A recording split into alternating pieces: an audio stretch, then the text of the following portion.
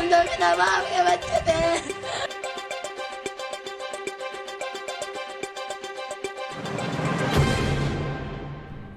नमस्कार, आदाब, बहुत बहुत स्वागत है आपका। द हिंदुस्तान गैजेट देख रहे हैं आप। मैं हूं आपके साथ बुशरा खानम फहद।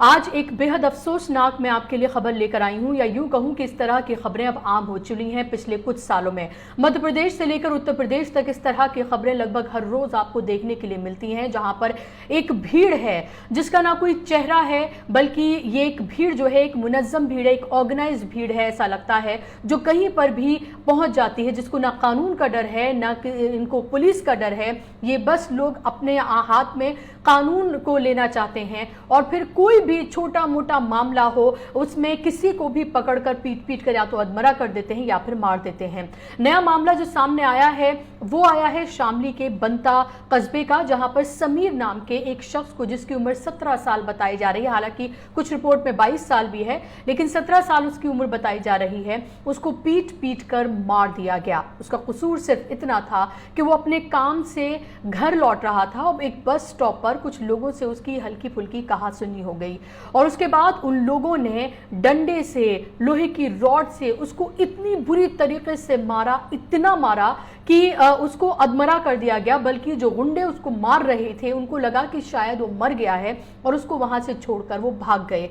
और उसके बाद जब उसको अस्पताल ले जाया गया तो रास्ते में ही समीर ने दम तोड़ दिया। समीर अपने घर का अकेला कमाने वाला था। कुछ साल पहले उसके पिता की कैंसर से मौत हो गई थी। उसकी बहन का रो रो कर बुरा हाल है। उसकी बहन का कहना है कि अब वो किसके सहारे जिएगी। उसके 2 भाई और 1 बहन है और माँ है, बेवा माँ, जिसकी जिम्मेदारी उसके कंधों पर थी। वो एक मैकेनिक का काम करता था। अपने काम से वो लौट रहा था, घर की तरफ जा रहा था, जहां पर इन गुंडों ने उसको पीट कर मार दिया। आगे की मैं आपको खबर बताऊं उससे पहले इस बिलखती, रोती, तड़पती बहन की गुहार सुनिए आप।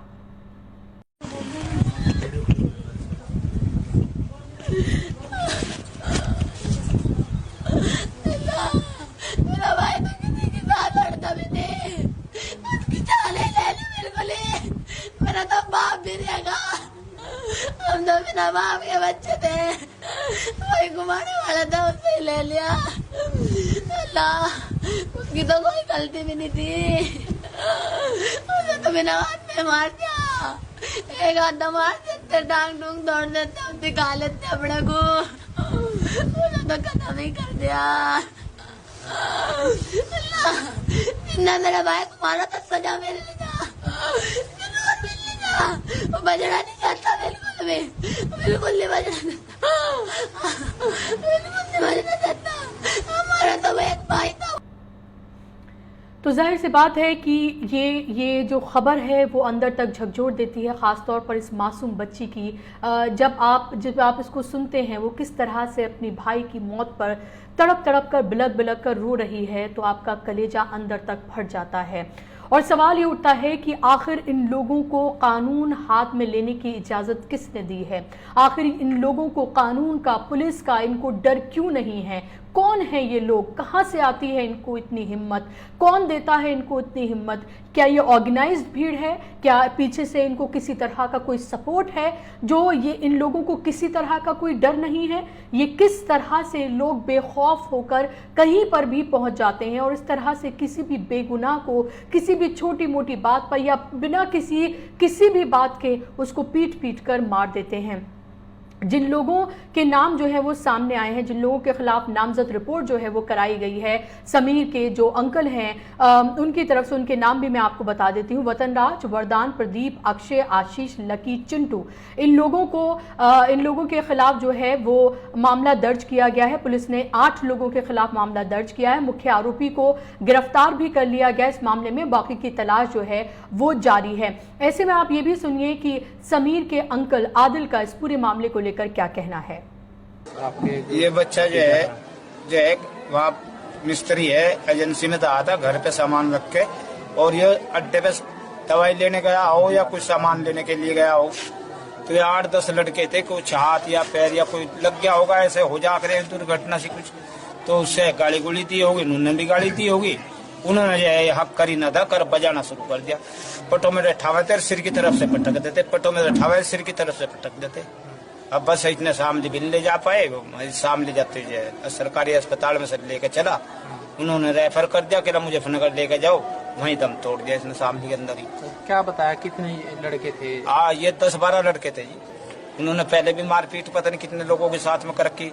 एक किस्म से गुंडे किस्म के दादा है, बस ढेर ही ज्यादा हानिकारक हो रहे जी। तो आपने आदिल को सुना, जो समीर के अंकल थे, इस पूरे मामले को लेकर। हालांकि पुलिस जो है इस मामले पर लिंचिंग से इनकार कर रही है। उसका ये कहना है कि लिंचिंग कहकर भ्रामक खबरें जो हैं वो फैलाई जा रही हैं, बल्कि पुलिस का ये कहना है कि दोनों लोग पहले से आपस में एक दूसरे को जानते थे। सवाल ये उठता है कि क्या अगर जानते थे और क्या छोटी मोटी अगर कहासुनी हुई है तो क्या किसी को भी कानून हाथ में लेने का अधिकार है?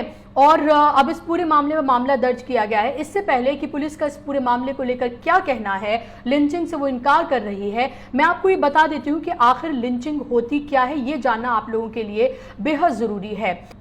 Lynching is when a group of people, irrespective of whether they are common to the victim or not, irrespective of the case of or communal angle, irrespective of political or social affiliation, take law into their hands and publicly murder someone without a fair trial by the court of the land.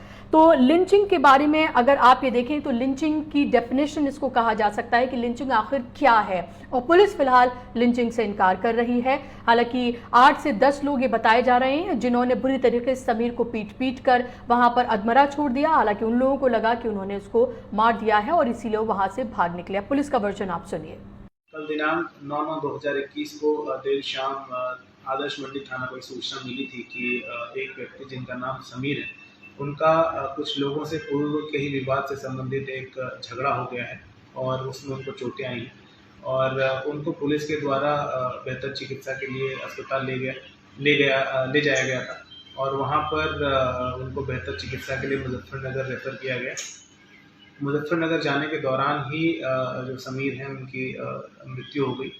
इस संबंध में तत्काल आवश्यक कार्रवाई करते हुए मुकदमा पंजीकृत किया गया और जो मुख्य आरोपी था उसे गिरफ्तार कर लिया गया है। अन्य और भी 7 लोग हैं जिनके खिलाफ तहरीर आई है, उनकी भी गिरफ्तारी हेतु लगातार प्रयास कर रहे हैं और उनकी भी जल्दी गिरफ्तारी सुनिश्चित की जाएगी। दोनों पक्ष जो है वो एक दूसरे को पहले से जानते थे और आसपास के मोहल्ले में रहते थे।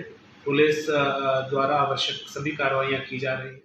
तो पुलिस का वर्जन आपने सुना। पुलिस का ये भी कहना है लिंचिंग से वो इनकार कर रही है, लेकिन सवाल ये उठता है कि एक फैमिली का सोल ब्रेड अर्नर, एक अकेला कमाने वाला जिसके ऊपर एक नहीं बल्कि 4 लोगों की जिम्मेदारी, पिता की मौत कैंसर से कुछ महीने पहले ही हुई है। ये वही इलाका है, ये आपको बताना जरूरी है, जहां पर अभी 5 सितंबर को किसानों की महापंचायत जो वहां पर की गई थी और स्टेट से हिंदू मुस्लिम एकता की जो है बातें वहां पर की गई थी। बड़ी तादाद में वहां पर मुसलमान भी इकट्ठा हुए थे और उन्होंने कहा था कि 2013 में जो मुजफ्फरनगर राइट्स हुए हैं वो उसको वो भूल कर आगे बढ़ना चाहते हैं। एकता की बात उन्होंने कही है। और अब आप ये देखिए कि इन 8 जो युवक हैं, जो हिंदू युवक हैं, उनके ऊपर समीर जो कि एक मुस्लिम युवक है उसको पीट कर मारने का अब इल्जाम लगा है। ऐसे में कई तरह के सवाल जो हैं अब उठ खड़े हुए हैं। सवाल आप अपने आप से भी पूछिए कि आखिर ये भीड़ जो है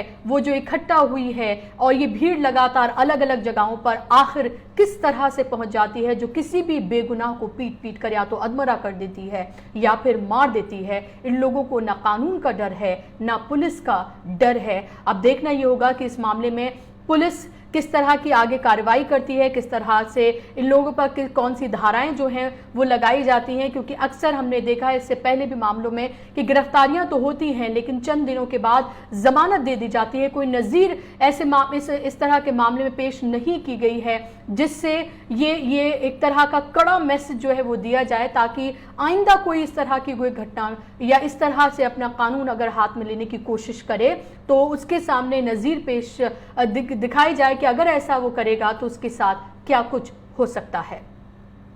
आज का कार्यक्रम कैसा लगा मुझे जरूर बताइएगा। आप हमारे फेसबुक पेज को लाइक करें, इसको ज्यादा से ज्यादा लोगों तक आप इसको जरूर शेयर करें। नमस्कार, आदाब।